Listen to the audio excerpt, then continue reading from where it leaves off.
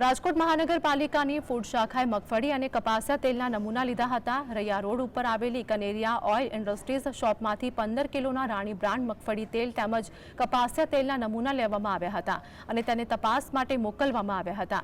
એક જ અઠવાડિયામાં 5 થી વધુ સ્થળે અલગ અલગ બ્રાન્ડના ખાદ્ય તેલના નમૂના લેવાયા હતા। ખાદ્ય તેલ ઉપરાંત ખાણીપીણીના 14 ધંધાર્થીઓને ત્યાં ચકાસણી પણ કરવામાં આવી હતી।